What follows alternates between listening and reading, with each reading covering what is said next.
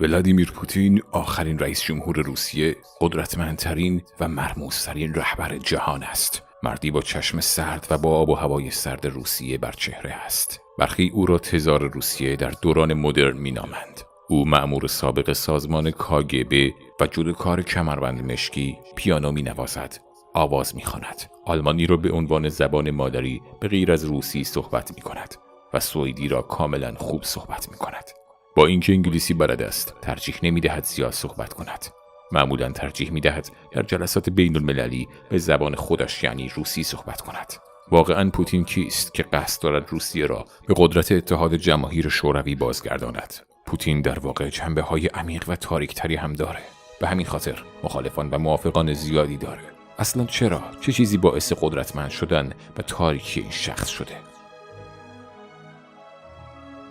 قبل از تماشای این ویدیو حتما عضو کانال بشید و دکمه زنگوله رو بزنید و با لایک کردن این ویدیو از ما حمایت کنید و در ادامه با کانال جعبه اسرار همراه باشید.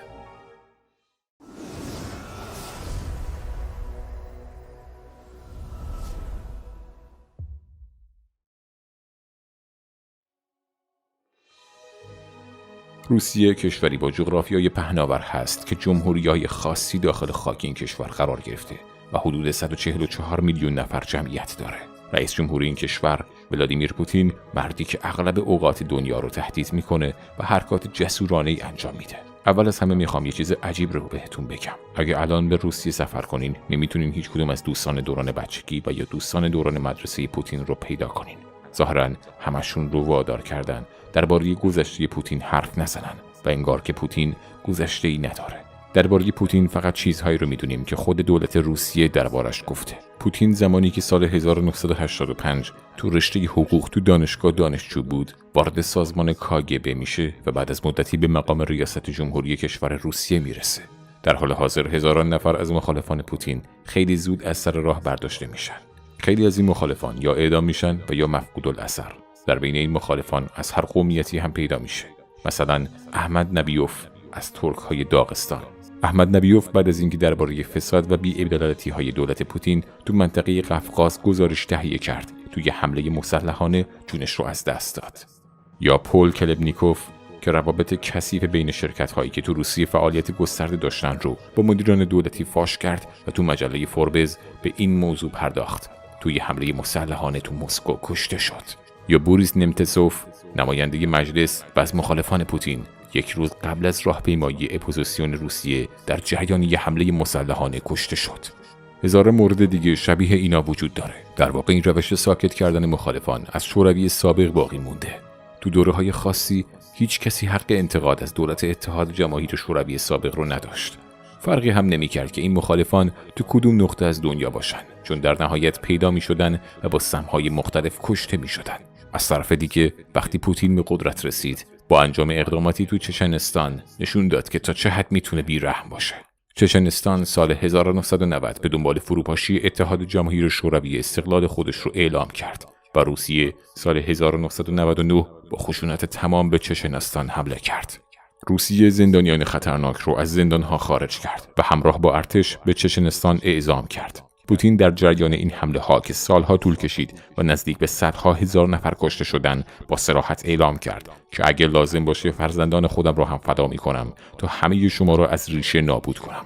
و با این گفته ها اعلام کرد که روسیه به حملات شدیدش همچنان ادامه خواهد داد.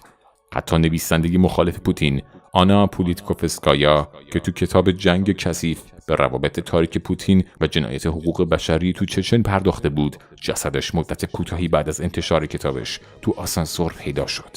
در حال حاضر روسیه با همه کشورهای هممرز روابط پرتنشی داره و اصلاً ترسی هم از وارد شدن به درگیری‌های خشونت‌آمیز با کشورهای همسایه نداره. از یه طرف توی گوشه دنیا با ژاپن سر چند تا جزیره تنش داره و از طرف دیگه هم توی گوشه دنیا اوکراین رو اشغال میکنه. مخصوصاً حمایت ویژه پوتین از دولت ارمنستان باعث شده تا ارمنستان تو منطقه به یه نیروی مهاجم تبدیل بشه. خلاصه اینکه هر کشوری که تو همسایگی روسیه هست آرامش نداره. پوتین واقعاً کی هست؟ به جز چند تا عکس از دوران کودکی و یه ماجرای عشقی پرهیاهو، هیچ چیز دیگه‌ای درباره پوتین نمیدونیم. طبق ادعای محکمی که تو سالهای اخیر مطرح شده، یه نظریه جالب میگه که پوتین جدا از اینکه یه رهبر قوی هست، به عنوان یه تصویر اغرارآمیز هم به دنیا معرفی شده. این ادعا میگه که بعد از اینکه اقتصاد روسیه در سال 1991 به دنبال فروپاشی اتحاد جماهیر شوروی سقوط کرد، سازمان اطلاعات مخفی روسیه پس از سازماندهی دوباره دولت روسیه تصویر رهبری مقتدر به اسم پوتین رو ارائه کرد و پوتین هم که خودش از اعضای این سرویس مخفی اطلاعاتی بود، به عنوان سمبل روسیه قوی معرفی شد. این ادعا خیلی منطقی به نظر میاد. در واقع غیر ممکنه که یه نفر به تنهایی بتونه کشوری مثل روسیه رو که بیشترین مرزهای خارجی رو داره رهبری بکنه و تو مناطق ناآرام هم حرکات ظریف انجام بده و امکان اداری این کشور با مدیریت و ساختار فکری یک نفر اصلاً ممکن نیست. در سوریه بشار اسد با کمک پوتین تو قدرت باقی موند و سقوط نکرد. با این حال شناخت خاورمیانه و پیش بردن یه سیاست تو این منطقه نیازمند کارشناسی طولانی مدت هست و اینکه روسیه همزمان با حضور تو خاورمیانه خاک اوکراین رو هم اشغال کرد و با ژاپن هم در آستانه جنگ بود.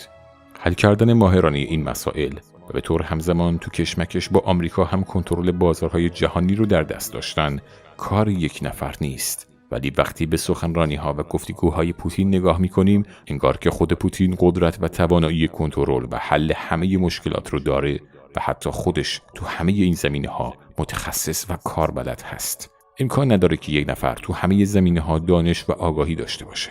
به هر حال امروز هیچ کدوم از رهبران دنیا جلوی دوربین‌ها و یا تو شبکه‌های اجتماعی حرف‌های شخصی خودشون رو نمیزنن، بلکه همه رئیس جمهورها جمله‌هایی که مشاورانشون می‌نویسن رو میگن. نوشته هایی که اونها آماده کردن رو میخونن و به اشتراک میذارن. حتی از زبان بدن و میمیک صورتی، حرکات و حالات چهره‌ای که مشاورها بهشون توصیه میکنن استفاده میکنن، چون حرکات غلط یه رهبر میتونه اقتصاد رو شدیداً تحت تأثیر قرار بده و کشورهای آگاه خودشون رو درگیر چنین شرایطی نمیکنن. همه رهبران دنیا از جمله پوتین، رئیس جمهور آمریکا و حتی پادشاهان کشورهای عربی موظف به ایفای نقش‌هایی هستند که مشاوران اونها براشون تعیین میکنن. ولی وقتی نوبت به ولادیمیر پوتین میرسه، موضوع پیچیده تر میشه. 10 سال پیش راه رفتن تو خیابون‌های مسکو تقریباً غیر ممکن بود. گروه‌های خلافکار همه جا رو به هم ریخته بودن. دولت روسیه حتی قادر نبود داخل مرزهای خودش یه محیط امن به وجود بیاره. پوتین مثل پتکی آهنی روی سر همه این باندهای تبهکار فرود اومد. مسکو در حال حاضر شهر امن‌تر و زنده‌تری نسبت به گذشته‌ها شده. نرخ جرم و جنایت هم تو سراسر این کشور 85% کمتر شده. با این حال همه این حرکات مبتکرانه بدون کنترل و هدایتی نهاد بالاتر، یعنی سرویس مخفی روسیه، قابل اجرا نیست. به عبارت دیگه معلومه که پوتین رهبر دولت روسیه نیست، بلکه سرویس مخفی روسیه تصمیم گیرنده اصلی هست و از چهره قدرتمند پوتین هم صرفاً به عنوان تصویر چشمگیر برای دولت روسیه استفاده میکنن.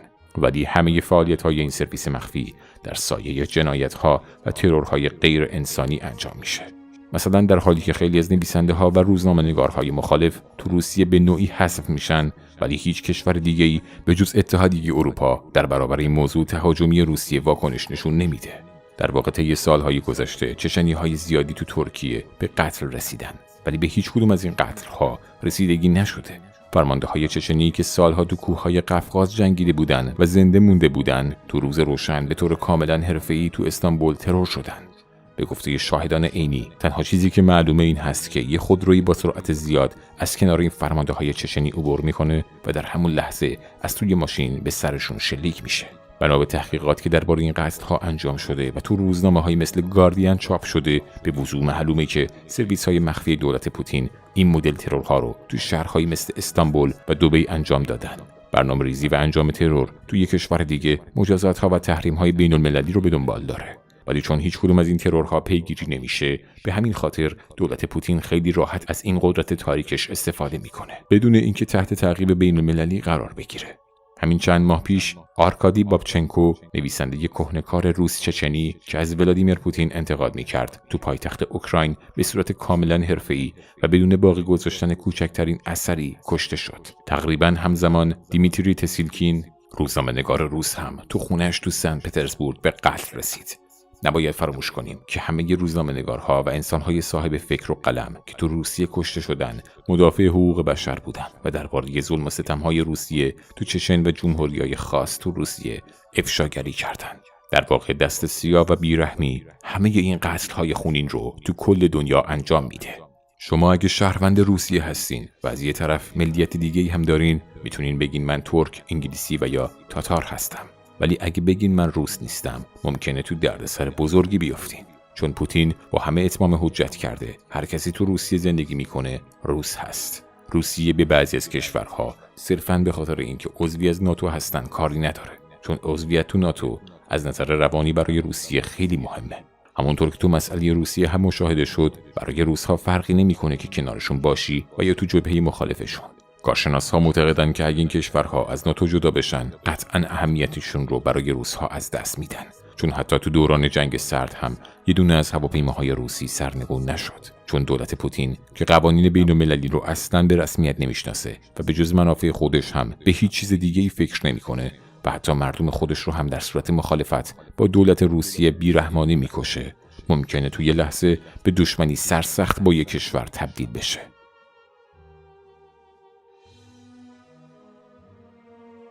خیلی ممنون که تا آخر این ویدیو همراه ما بودین. اگه از این نمونه ویدیوها خوشتون میاد، حتما ویدیو رو لایک کنید، به دوستانتون به اشتراک بذارید و در قسمت کامنت حتما نظرات خودتون رو بنویسید. با تشکر.